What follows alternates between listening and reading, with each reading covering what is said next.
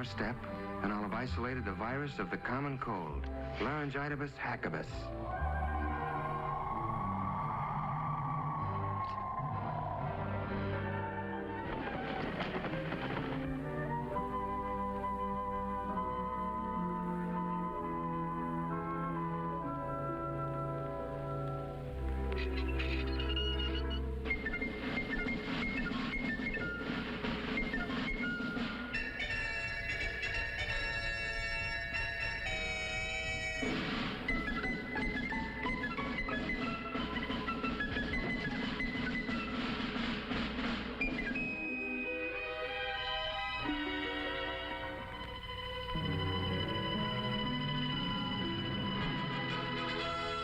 Elodium Fosdex, check.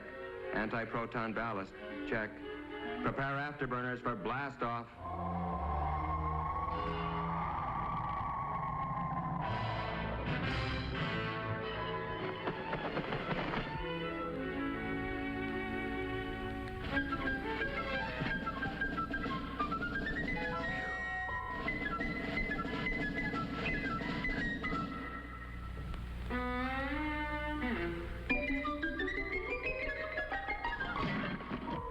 My biggest problem in this job is how to keep from disturbing the parents and getting them in a tizzy.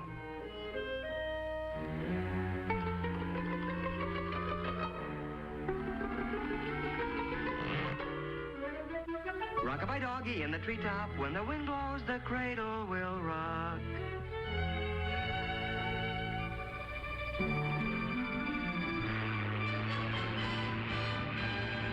And so, after answering the $64 million question correctly, I decided to take a few trips around the world.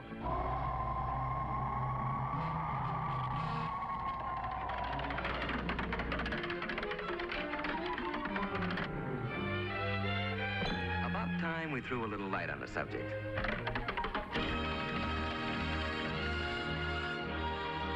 First thing you gotta do is get their attention. Comfy? Have I got your attention? Okay, let's straighten out a few facts about you and the Army. Now then. Excuse me just a minute. Rock-a-bye doggy in the treetop, when the wind blows, the cradle will rock. You know, Ralphie, it's a funny thing, but every high school senior I've ever known thinks that when he gets into the service, all his buddies will look like a bunch of lower Slobovians. Of course, there's always one exception. You. Actually, they're going to be pretty much like the guys you're graduating with. Just plain old characters like Roy Robinson from Jefferson High in Portland, Oregon. Don Osgood from Page, Nebraska. Pete Willoughby, Los Angeles State College. Dick Martin from St. Peter's High in Worcester, Worcester, Massachusetts. Oh, well. Nice guys who wash their teeth every day, get their hair cut regular, well, fairly regular. Just a neck trim, please. Yes, sir. Just a neck trim. Well, what do you know? There was a human being under that pelt after all. Another interesting idea held by a lot of otherwise bright high school seniors is that the Army has all the right size clothing, but that it's mainly interested in getting it on all the wrong size people. Well, nice comic book stuff. But actually, the Army's no more interested in putting you into the wrong-sized uniform than your football coach would be. And for the same reasons. It's not necessary, it's inefficient, and it's just plain sloppy.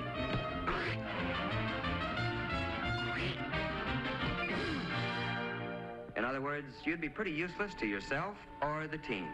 You know, according to some comic strip artists, our friend here, is the kind of non-com you find in the Army. The way they tell it, basic training's supposed to be nothing but KP, obstacle courses, and being chewed out by a bunch of sadistic sergeants. Hey, hold up!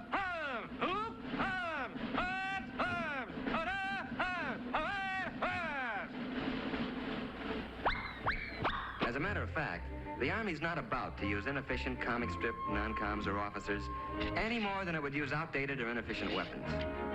No, the non-coms you're going to get acquainted with in basic will be very capable guys, and they'll be there for just one reason: to help you. You'll get to know men like Paratrooper Sergeant Mike Culhane, Master Sergeant Johnny Broderick from Okinawa in Korea, Corporal Tommy Webster, a high school senior when you were a junior, Sergeant Rod McCullum. He carries the Congressional Medal of Honor. Look, as long as we're on the subject, let's take a look at basic training and find out what it's really going to be like.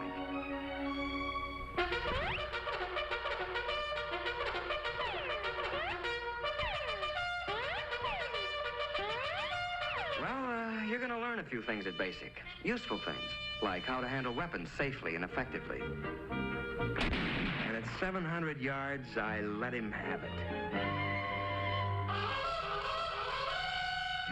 You're taught to use a compass, how to read a map. Very impressive stuff later to the girl of your dreams. You'll learn how to pitch a camp and how to give first aid. The sort of knowledge that other, people will respect someday. You're also going to develop muscles that'll be useful later. Some you didn't even know you had. But then, it's not a bad idea to keep in shape for recreation, like boxing, football, skiing, and other, sports.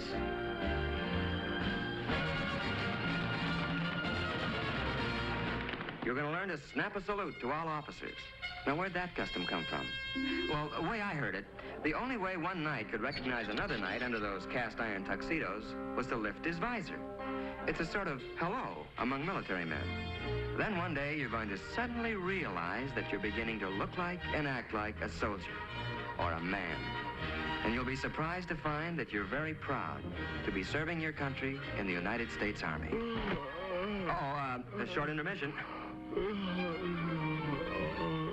Rock-a-bye doggy in the treetop. When the wind blows, the cradle will rock.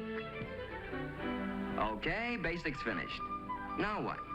Well, according to some comic strips, more endless months of KP, policing some forgotten post, and learning how to artistically goof off. But mainly, the rest of your Army career is supposed to be spent doing anything you're most unfit for. Humorous stuff, no doubt, but not good sense. Actually, the Army wants to send you where you'll be most useful and where you can serve the best. Where this will be is determined to a great extent by those interviews and aptitude tests you took in your first days as a recruit. So the chances are that... But wait, just a minute. Maybe you'd like to know before you start how you're going to spend your Army career. Maybe you'd like to choose the training you want and not leave it up to chance. If so, then the Army has a special deal you'll want to hear about. It's called Reserved for You. And in it, you pick the job training you want before you enlist. The Army then reserves that position in the world's finest technical schools until you complete basic training. And now, let's go back to those dreams of yours.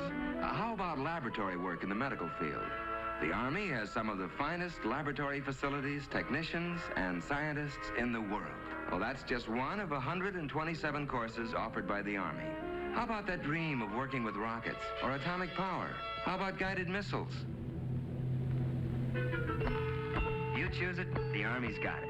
The only ticket you need to this program is one high school diploma. Sound good? Well, I can make it sound better.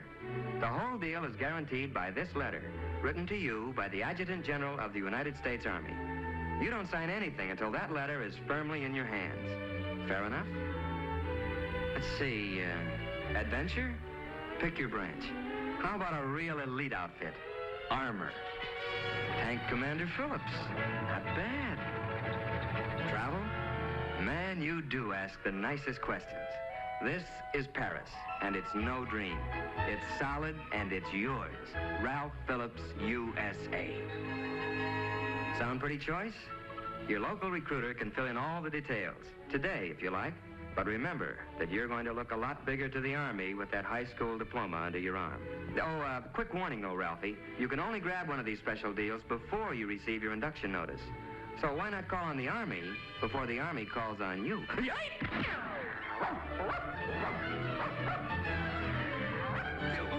What's the matter with you? You gone nuts or something?